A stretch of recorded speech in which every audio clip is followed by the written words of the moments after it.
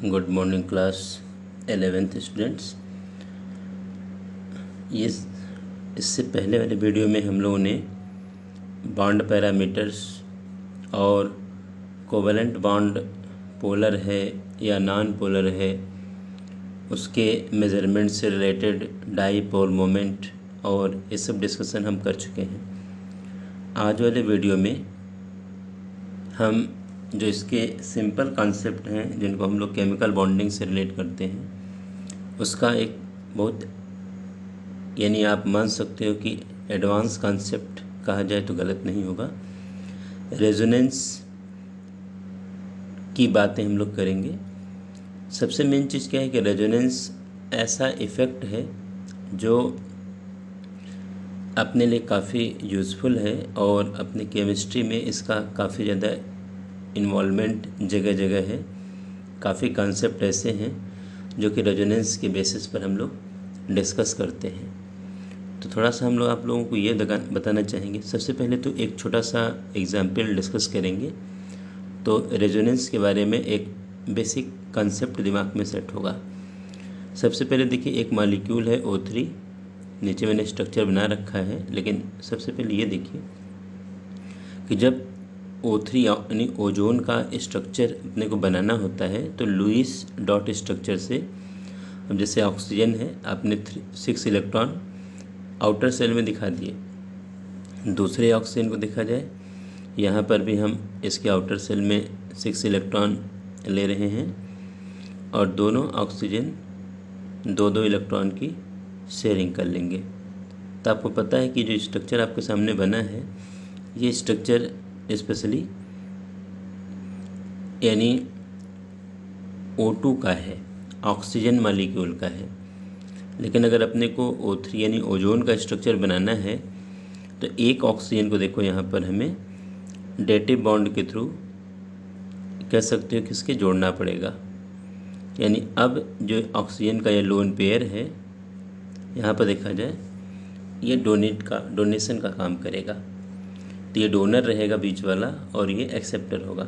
इस ऑक्सीजन को हम इस साइड वाले ऑक्सीजन से भी अटैच करा सकते हैं। ये कोई आप इतना यानी आपको समझने की प्रॉब्लम नहीं आनी चाहिए कि इसी साइड में यानी हमें राइट साइड में ही ऑक्सीजन को लेना है, लेफ़्ट या राइट कहीं भी हम ले सकते हैं। तो जो आपके सामने स्ट्रक्चर दिख रहा है ये स्ट्रक्चर O3 मॉलिक्यूल का है, लुईस डॉट स्ट्रक्चर है।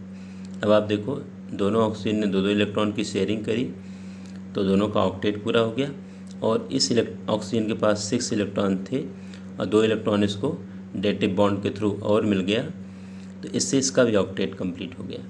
तो इसका जो हम लोग स्ट्रक्चर सिंपली बनाएंगे तो देखो ये स्ट्रक्चर, इसका फर्स्ट स्ट्रक्चर जो बनेगा ये वाला स्ट्रक्चर जो हमारे सामने है ये स्ट्रक्चर बनेगा। तो मेरे कहने का सिंपल मतलब स्पेशली यही है कि अगर O और O के बीच में देखिए जहाँ डबल बॉन्ड बना हुआ है तो एक्सपेरिमेंट के अकॉर्डिंग यहाँ पर जो लेंथ आनी चाहिए ऑक्सीजन के बीच में 121 पिकोमीटर की आनी चाहिए और जो सिंगल बॉन्ड बना हुआ है 148 पिकोमीटर की आनी चाहिए। क्योंकि डबल बॉन्ड आपको पहले से मैं बता चुका हूँ बॉन्ड लेंथ में कि सिंगल बॉन्ड की लेंथ डबल से बड़ी होगी या डबल बॉन्ड की लेंथ सिंगल से छोटी होगी और ट्रिपल वाले की और छोटी होगी। तो ये डिस्कशन मैं ऑलरेडी कर चुका हूँ। अब यहाँ पर देखा जाए अगर इसको राइट साइड में मैंने ऑक्सीजन को जोड़ा है तो ये स्ट्रक्चर बनना चाहिए और अगर हम राइट में ना जोड़ करके लेफ़्ट साइड में जोड़ेंगे तो ये स्ट्रक्चर बन जाना चाहिए अपना। ये लाइन स्ट्रक्चर की बात मैं कर रहा हूँ। तो ऑक्सीजन डबल बॉन्ड से ऑक्सीजन के साथ देखिए अटैच हो रहा है और यहाँ सिंगल से अटैच हो रहा है। तो ये फिर वही सेम केस 121 पिकोमीटर की वैल्यू आनी चाहिए और ये रियल में 148 पिकोमीटर की वैल्यू इसकी आनी चाहिए। तो बीच में जो ये डबल हेड की एरो लगाई गई है यही डबल हेड की एरो रेजोनेंस रिप्रेजेंट करने के लिए यूज़ होती है। मतलब देखा जाए कई जगह पर आपने देखा होगा हम लोग इक्वेशन के बीच में एरो लगाते हैं, कहीं सिंगल हेड की एरो, कहीं डबल हेड की एरो, कहीं हम लोग सिंपल एरो लगाते हैं। तो वो अलग अलग सबके मतलब हैं और कहीं अगर ऐसे डबल हेड की एरो मिले तो इसका मतलब सिंपली रेजोनेंस सिचुएशन से है कि रेजोनेंस से है। तो आपको ये ध्यान देने की ज़रूरत स्पेशली ये पड़ेगी कि हम O3 का यानी ओजोन का या तो ये स्ट्रक्चर बना सकते हैं या तो ये बना सकते हैं। यानी ओजोन की कंप्लीट प्रॉपर्टी इन दोनों में से किसी भी एक स्ट्रक्चर से कह सकते हो कि डिस्कस नहीं हो सकती, हमें दोनों स्ट्रक्चर बनाने ही पड़ेंगे। लेकिन यानी ओजोन का जो रियल स्ट्रक्चर है वो देखो ये स्ट्रक्चर है, मतलब एक्सपेरिमेंटली जब इसका बॉन्ड लेंथ कैलकुलेट की गई तो एक्सपेरिमेंटली बॉन्ड लेंथ की जो वैल्यू आई 128 पिकोमीटर और 128 पिकोमीटर, मतलब दोनों वैल्यू सेम आई। अब ये रियल स्ट्रक्चर देखो ओजोन का ये वाला स्ट्रक्चर है, लेकिन इस स्ट्रक्चर को हम लुईस डॉट रिप्रेजेंटेशन से या लुईस सिंबल से नहीं बना सकते, या तो हम इसे बना सकते हैं या इसे बना सकते हैं। तो ये जो दोनों स्ट्रक्चर हैं इसको हम कैनोनिकल फॉर्म का नाम देते हैं, और भी स्ट्रक्चर बन सकते हैं अलग अलग मॉलिक्यूल के या अलग अलग आयन के बेसिस पर हम बात करेंगे। लेकिन रियल स्ट्रक्चर जो है ये है, तो ये स्ट्रक्चर रेजोनेंस हाइब्रिड है और यही फिनोमेना रेजोनेंस है। मतलब क्या हुआ कि अगर हम किसी भी मॉलिक्यूल की पूरी प्रॉपर्टी को किसी एक सिंगल लुईस स्ट्रक्चर से हम रिप्रेजेंट नहीं कर सकते, उसके लिए हमें मोर देन वन स्ट्रक्चर बनाना पड़ेगा। तो जितने भी स्ट्रक्चर बनेंगे ये कैनोनिकल फॉर्म है, और जो रियल स्ट्रक्चर है उसके अंदर यानी इनका सबका कह सकते हैं इनके बीच वाली कंडीशन डेवलप होगी, जो कि ये है। लेकिन ये सिचुएशन लुईस डॉट सिंबल से नहीं दिखाई जा सकती, इसलिए हमें ये दोनों स्ट्रक्चर बनाने पड़ेंगे और बीच में रेजोनेंस वाली साइन लगानी पड़ेगी। तो मेरे कहने का मतलब क्या है कि ये कंपाउंड या आयन के लिए कुछ स्पेशल केस है। हर कंपाउंड या हर आयन रेजोनेंस शो नहीं कर सकते, कुछ स्पेशल आयन या कंपाउंड है जो रेजोनेंस शो करते हैं। रेजोनेंस शो करने से मैं एक चीज़ समझाना चाहिए, रेजोनेंस एक फेनामेना है जिससे कि हमें कई स्ट्रक्चर बनाना पड़ रहा है, लेकिन मॉलिक्यूल का रियल स्ट्रक्चर तो ये है जो सामने आपके हैं, जिसको हम रेजोनेंस हाइब्रिड या सिंपली रेजोनेटिंग स्ट्रक्चर्स का नाम देंगे। ये रेजोनेटिंग स्ट्रक्चर्स हैं, कैनोनिकल फॉर्म है, और ये रेजोनेंस हाइब्रिड स्ट्रक्चर है, ध्यान देना। अब जरा इसके डेफिनेशन पर हम आना चाहेंगे, आप लोग इसको समझने का प्रयास करना। In case of certain molecules, a single Lewis structure cannot explain all the property of the molecule. The molecule is then supposed to have many structures, each of which can explain most of the property of the molecule, but none can explain all the property of the molecule. The actual structure is in between of all these contributing structures and is called resonance hybrid, and the different individual structures are called resonating structures और canonical form। तो बार बार मैं resonating structures की बात करूँगा, canonical form की बात करूँगा। This phenomena is called resonance. आपको ये सिंपल सी बात की गई, इसमें देखा जाए पूरी तरह से रेजोनेंस एक्सप्लेन भी हो गया अपना, और उसकी डेफिनेशन भी आपके सामने पहुँच गई। क्या मैंने किया एक बार फिर से देखिए। In case of certain molecules a single Lewis structure cannot explain all the property of the molecule. The molecule is then supposed to have, मतलब अगर एक ही स्ट्रक्चर से हम सभी की पूरी प्रॉपर्टी को डिस्कस नहीं कर सकते तो हम लोग ऐसा मान लेते हैं, suppose the molecule is then suppose to have many structures each of which can explain most of the property of the molecule but none can explain all the property of the molecule. मतलब जितने structure बनेंगे सब maximum property को तो show करेंगे, लेकिन पूरी property को एक सिंगल स्ट्रक्चर शो नहीं करेगा। तो जो एक्चुअल स्ट्रक्चर है, ये जो जितने भी कंट्रीब्यूटिंग स्ट्रक्चर्स हमने बना रखे हैं उनके बीच का स्ट्रक्चर हम लोग मान लेते हैं, और उसी स्ट्रक्चर को हम रेजोनेंस हाइब्रिड का नाम दे देते हैं। And the different individual structures are called resonating structure. और जितने अलग अलग स्ट्रक्चर्स हमारे सामने बाकी बने वो सब रेजोनेटिंग स्ट्रक्चर या कैनोनिकल फॉर्म हम लोग उनको नाम देते हैं, और ये फिनोमेना रेजोनेंस है। और ये केवल ओजोन की बात नहीं है, यहाँ पर देखो CO2, CO3 minus minus, carbonate ion, nitrate ion, sulphate ion, benzene, इन सब में रेजोनेंस स्ट्रक्चर बनते हैं, और इनके अंदर देखा जाए जो रियल स्ट्रक्चर इनका है वह रेजोनेंस हाइब्रिड है। मेरे कहने का सिंपल मतलब ये है। तो आप लोग थोड़ा सा रेजोनेंस को अच्छी तरह से समझना, क्योंकि ऐसा कॉन्सेप्ट है कि इसके बेसिस पर काफ़ी बहुत ज़्यादा कॉन्सेप्ट हम लोग केमिस्ट्री में कह सकते हो कि एक्सप्लेन करते हैं। अब थोड़ा सा मैं रेजोनेंस स्ट्रक्चर लिखने की कुछ रूल्स की बात करूँगा। ये भी कभी कभी बच्चे गलती कर देते हैं, तो इसलिए थोड़ा सा आप इनको रूल को भी देख लीजिएगा। The contributing structure should have the same position of the atom. मतलब जिस एटम को जिस पोजीशन पर बनाया जाएगा उसको उसी पोजीशन पर रखना है। मतलब the contributing structure should have the same position of atom. कभी एटम की पोजीशन चेंज नहीं करनी अपने को। They should differ only in the position of electron, यानी उनमें इलेक्ट्रॉन का अरेंजमेंट हम अलग अलग शो कर सकते हैं, लेकिन एटम की पोजीशन को हम चेंज नहीं कर सकते। अगर किसी एटम को हम सेंट्रल एटम रखेंगे तो हमेशा सेंट्रल एटम ही रहेगा, और अगर किसी को साइड एटम से जोड़ रहे हैं तो वह हमेशा साइड एटम ही रहेगा। The contributing structure should have same number of unpaired electron. जितने स्ट्रक्चर हम बनाएंगे सब में अनपेयर्ड इलेक्ट्रॉन का नंबर सेम रहना चाहिए। ऐसा नहीं हो कि किसी स्ट्रक्चर में ज़्यादा किसी में कम, तो रेजोनेटिंग स्ट्रक्चर नहीं हो सकते। The contributing structure should have nearly same energy. मतलब जितने स्ट्रक्चर हम बनाएंगे उनकी एनर्जी नियर अबाउट सेम आनी चाहिए, ज़्यादा उसमें गैप नहीं आना चाहिए। अगर एनर्जी गैप बहुत ज़्यादा है तो भी वो रेजोनेंस स्ट्रक्चर नहीं है। The contributing structure should have negative charge on the electronegative atom and positive charge on the electropositive atom. ये जो आपके सामने पॉइंट है, ये पॉइंट कभी कभी हम रेजोनेटिंग स्ट्रक्चर बनाते समय हम लोग इस पॉइंट को वायलेट करते हैं, लेकिन प्रयास ये करना चाहिए कि इस पॉइंट को हम कर सकते हो फॉलो करें कि जो इलेक्ट्रोनेगेटिव एलिमेंट एटम अपना है उस पर नेगेटिव चार्ज बने स्ट्रक्चर बनाते समय, और जो हमारा इलेक्ट्रोपॉजिटिव एटम है उस पर हम पॉजिटिव चार्ज बनाएं। In a contributing structure like charges should not be present on adjacent atom. मतलब कभी ऐसा नहीं हो सकता कि पास पास के दो एटम पर हम सेम चार्ज दिखाएं इसमें, या हम कह सकते हैं कि चार्ज में बहुत ज़्यादा एटम का गैप रखें। ये सब सिचुएशन स्ट्रक्चर बनाने के लिए कह सकते हो अगर हम यूज़ करेंगे तो हमारा रेजोनेंस स्ट्रक्चर गलत बनेगा, यानी वो रेजोनेंस बनेगा ही नहीं। तो दे रखा in a contributing structure like मतलब same, similar charge should not be present on adjacent atom. पास पास के एटम पर सेम चार्ज नहीं आने चाहिए। अगर एक पर नेगेटिव है दूसरे पर पॉजिटिव आना चाहिए। ये सिचुएशन हमें फॉलो करनी है। तो हमारे कहने का मतलब ये कुछ रूल्स हैं जो कि देखा जाए जिसके बेसिस पर हम रेजोनेंस स्ट्रक्चर को लिखते हैं, या रेजोनेंस स्ट्रक्चर बनाते समय इस बेसिक रूल को हमें फॉलो करना पड़ता है।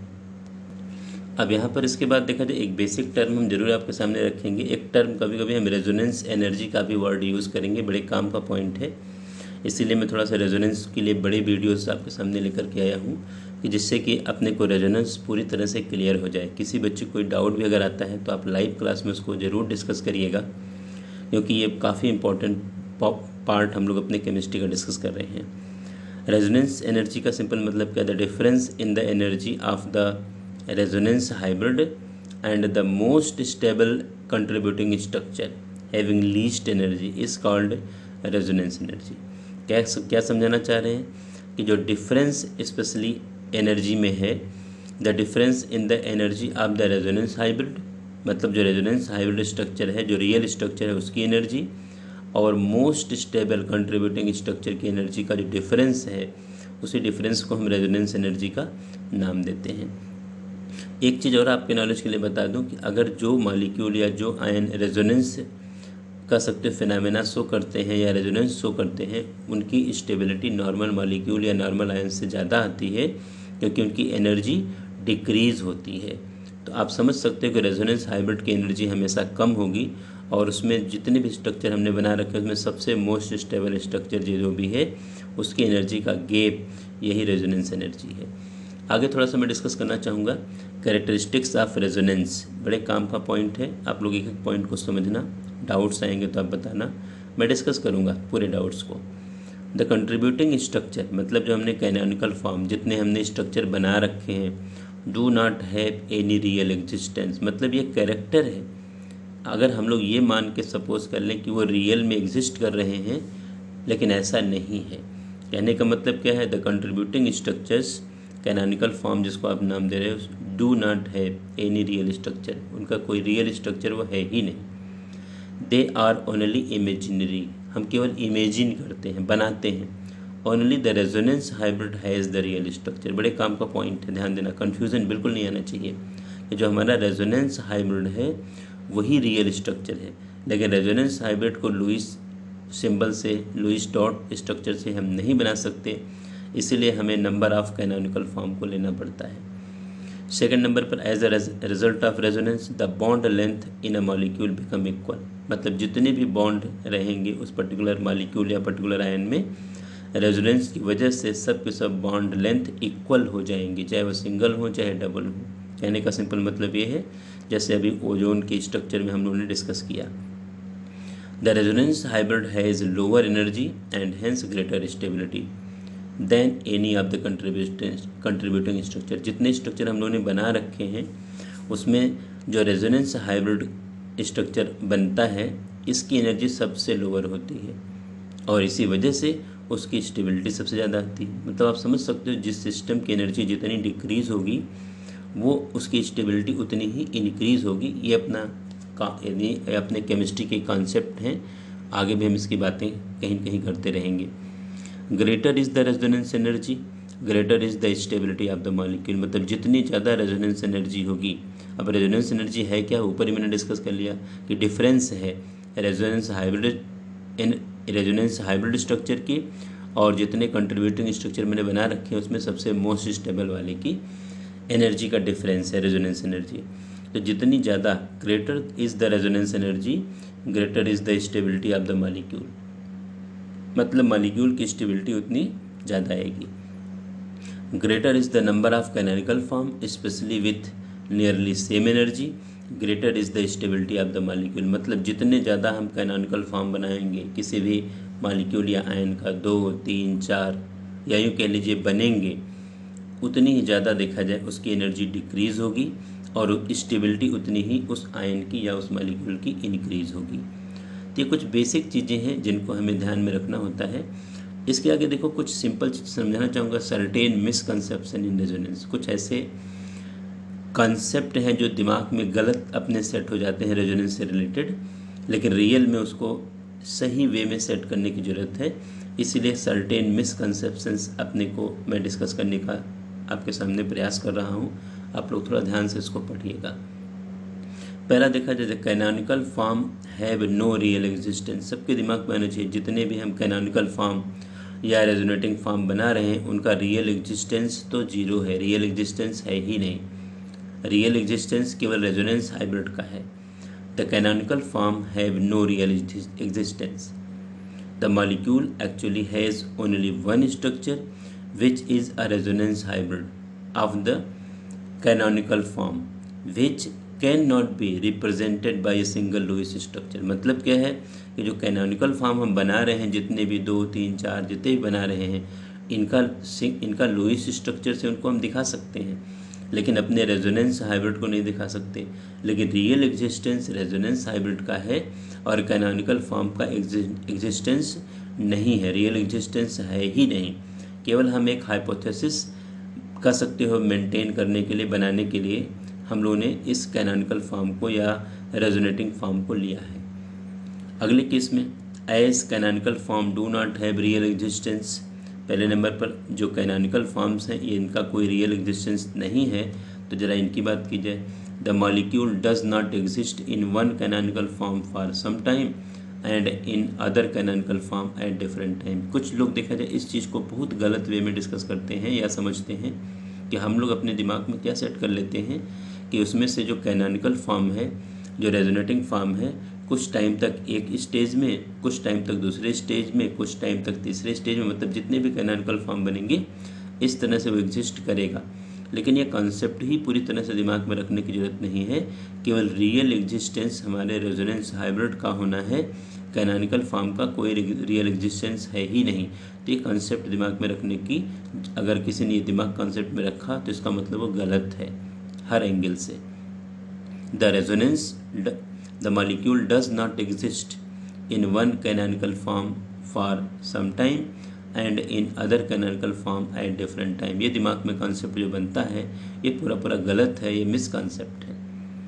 एक और देखा जाए there is no equilibrium between different canonical form, ये भी एक इक्विलिब्रियम टर्म हमारे सामने आया है।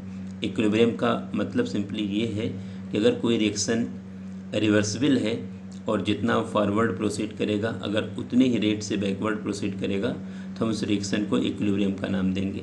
अब इक्विलिब्रियम पूरा एक चैप्टर है अपने सिलेबस में, फर्स्ट बुक का लास्ट चैप्टर है chemical equilibrium. And ionic equilibrium. तो वहाँ पर आप देखना इक्विलिब्रियम को डिटेल में डिस्कस किया जाएगा।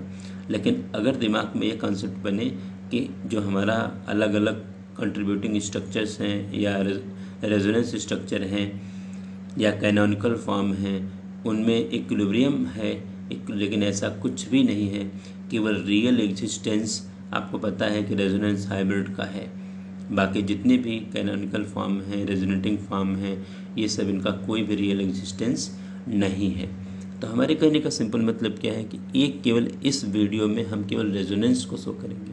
आप लोग वीडियो को देखना, वीडियो को से अपने नोट्स प्रिपेयर करना, पीछे देखा जाए कुछ रेजोनेंस स्ट्रक्चर की प्रैक्टिस भी करना, अपने बुक की हेल्प लेना, रिफ्रेशर की हेल्प लेना।